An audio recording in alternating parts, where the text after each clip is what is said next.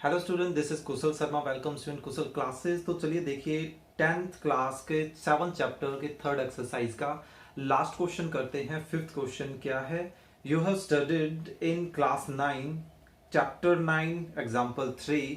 सारी इंफॉर्मेशन हमें दे रखी है that A median of A triangle divided into two triangles of equal area. 9th class में हम पढ़ के आए थे कि किसी भी ट्राइंगल में अगर कोई मीडियन बनाया जाता है तो मीडियन उस ट्राइंगल को दो इक्वल पार्टीशंस में बांट देता है। वो कैसे इक्वल पार्टीशन? दो इक्वल एरियाज में बांट देता है। तो उस चीज को हमें यहाँ पे वेरीफाई करना है। Verify this result for the triangle ABC whose vertices are given. So चलिए एक ट्राइंगल ड्रॉ करते हैं। देखिए triangle A B and C, ठीक है। ए वर्टेक्स इज 4 -6, इसके कोऑर्डिनेट दे रखे हैं। बी वर्टेक्स के कोऑर्डिनेट है 3 - 2। सी वर्टेक्स के कोऑर्डिनेट है 5 2।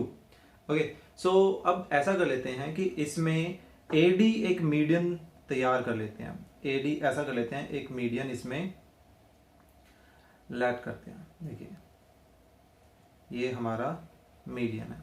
ओके, तो इसके लिए हमें डी के कोऑर्डिनेट्स पता करने पड़ेंगे। अब क्योंकि डी एडी क्या है? मीडियन। सो डी उस कंडीशन में बीसी का क्या हो जाएगा?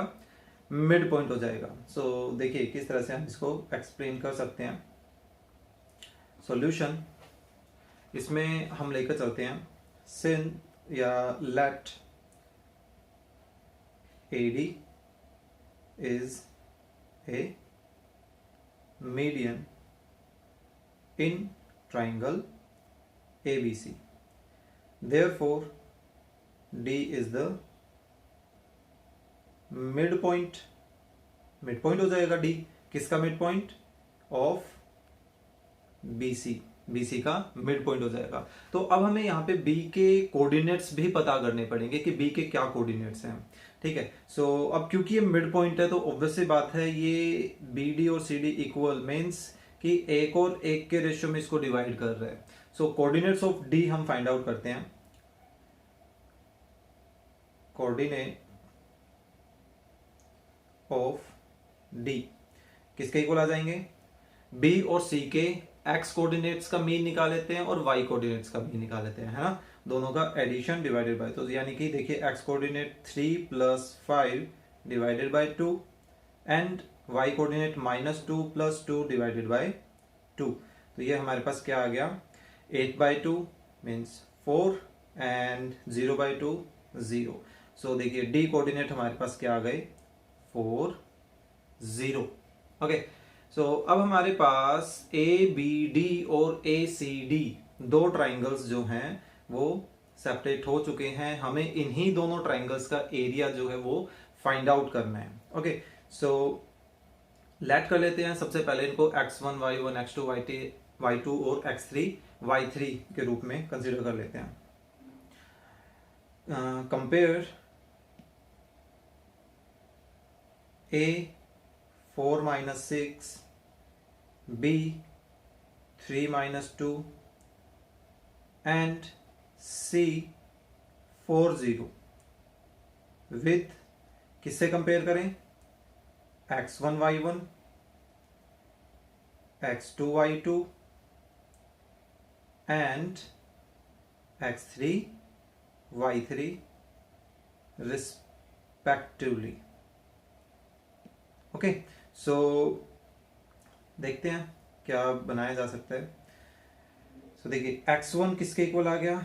4k, y1 -6k, x2 3, y2 -2, x3 4 and y3 0। अब हम इसका एरिया का फॉर्मूला लेकर चलते हैं। Therefore area of triangle ABD, है ना, यही लेकर चलना है। क्या हो जाएगा?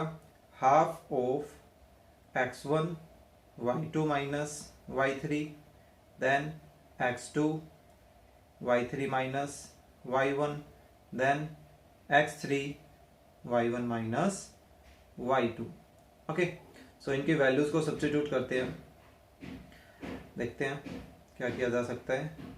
इनके वैल्यूज में देखिए x1 x1 के रिप्लेसमेंट में 4, then y2 minus y3, then x2 is 3, y3 minus y1, then x3 and y1 minus y2।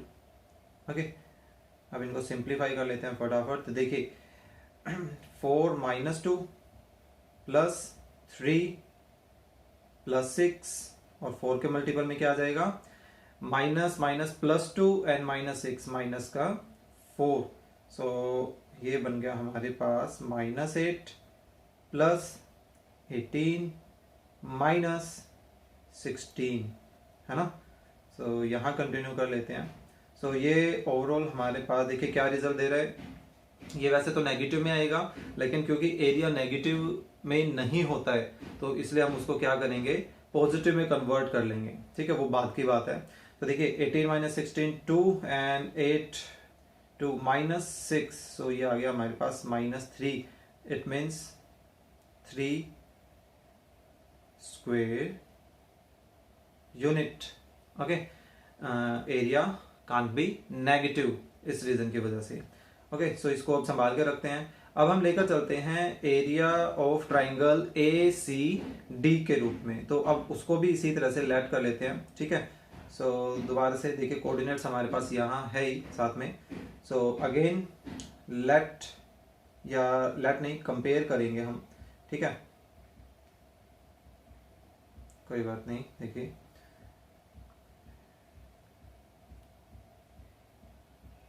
Compare A 4 minus 6, C 5 2 and D 4 0 with, अब इनको कंपेयर कर लेते हैं x1 y1, x2 y2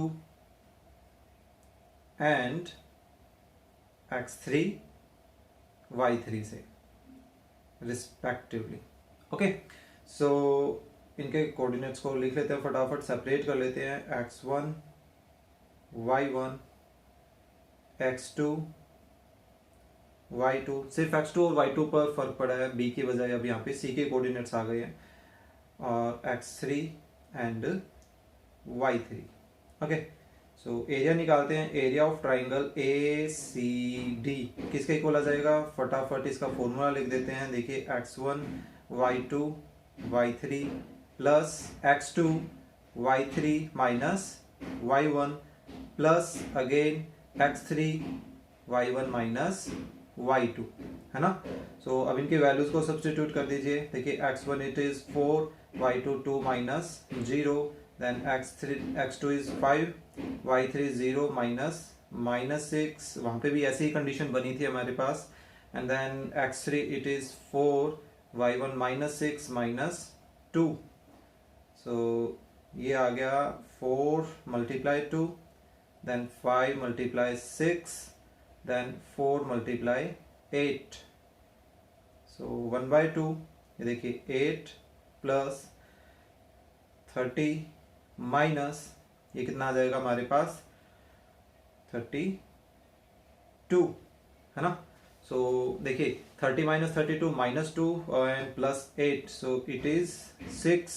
सो यहाँ directly हमारे पास positive में आ गया स्क्वायर यूनिट, नेम इट 2, और जो ऊपर हमारे पास फॉर्म थी उसको इक्वेशन 1 बोल देते हैं। तो अब फ्रॉम 1 और 2 से हम देख सकते हैं कि ये आपस में इक्वल है ना। सो हम इनको बोल सकते हैं from 1 and 2 area of triangle ABD is equal to area of triangle ACD।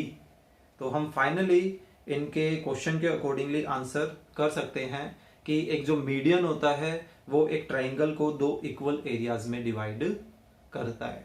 तो हमें यही चीज इसमें वेरीफाई भी करनी थी कोऑर्डिनेट सिस्टम के अकॉर्डिंगली। हमने 9th क्लास में इसको डिफरेंट वे में सेटिस्फाई किया था। ओके, सो आई होप आपको ये जो चैप्टर है वो समझ आया होगा। तो इससे रिलेटेड अगर कोई भी प्रॉब्लम है तो वो आप कमेंट बॉक्स में बता सकते हैं। Okay, thank you.